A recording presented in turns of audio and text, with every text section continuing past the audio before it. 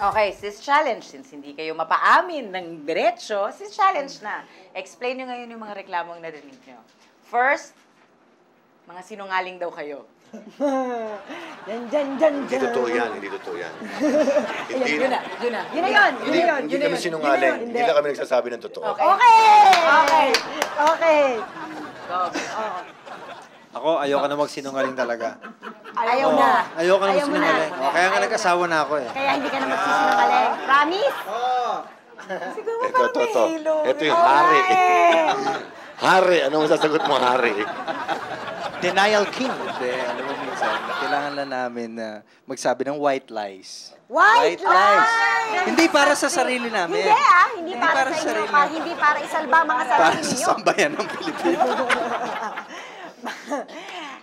So sa image ba ito? Hindi, para hindi kami makasakit ng ibang tao. Ito, expert na sinungaling. Okay.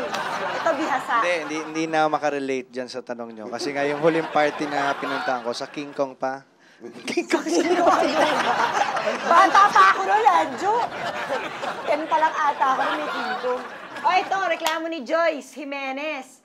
Pinaka-ayoko sa lalaki, there are double standards that they have. Yun.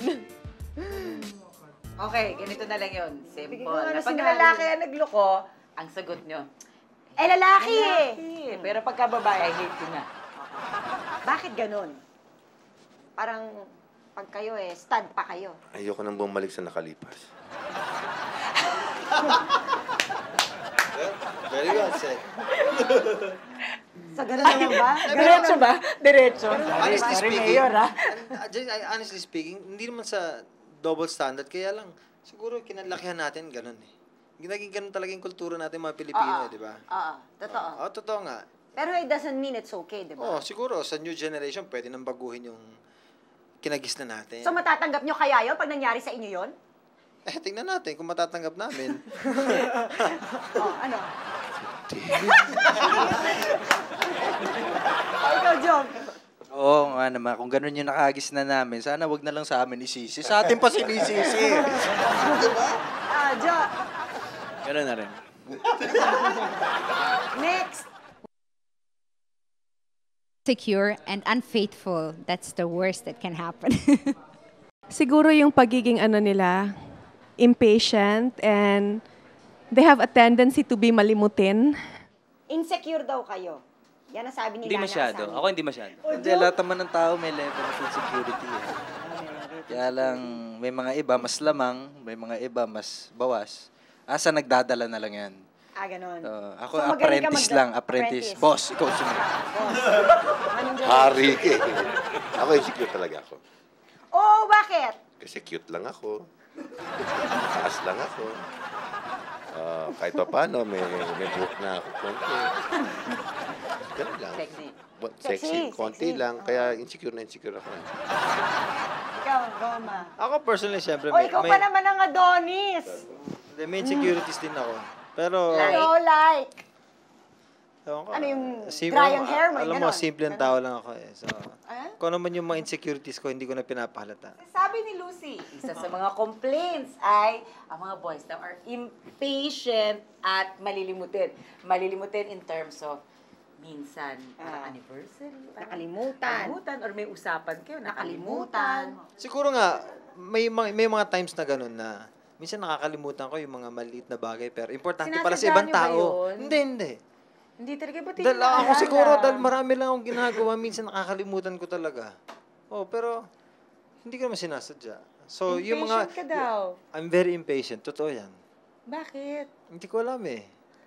If I want something, gusto ko, I want Ngayon it now, done right as in away. now? Ganon. Ikaw. But it doesn't mean na nagkulang ako sa pagmamahal. Nakalimutan mo lang? Minsan nakalimutan mo lang. Impatient. Sometimes, siguro, medyo insensitive ng konti, pero yun yung mga malit na pagkakamali namin bilang lalaki. Hindi ako, medyo malilimutin. Talaga, inaamin ko yun. Pero pasensyoso akong tao. Hindi Ikaw, ka ma-impatient. alam ko. Pasensyoso Sobra. ako. So, yun lang. Over minsan, no? Yun lang. Si Anjo. Ako, madalas makalimot. Sa sarili? Sa sarili? Madalas makalimot. Hindi, kasi katulad to, may asawa na ako. Siyempre, Ako yung yung head of the Family. Eh syempre, akong iisip ng paraan para sa asawa ko, mga anak ko. So yung pressure mas matindi sa akin kaysa sa asawa ko. Minsan yung oras mo, hindi mo na alam kung anong ginagawa mo sa buhay mo. Uuwi ka ng bahay, hindi mo alam kung birthday ba ng asawa mo. Teka, o may- ba't ka magalit? Ba't nananakit kasi- ka? Malalim ba nga? Kasi madalas akong sinisigawan at ayoko lumalabas na under. Pag sinasabi ng umuwi na Hindi, nagrereklamo ka ba? umuwi naman ako Nagrereklamo ka ba? hindi naman kaya lang. Nandidilat ka eh. Kaya mo alas 9 ng gabi, pinapauwi na Sabi ko, mga 9:30 naman. Antonio, malilimutin ka ba? At Medyo impatient ka? makalilimutin ako. Ano mga nakakalimutan mo na... Pangalan ng babae. pinagsi- Madalas, ganun. Madalas nga.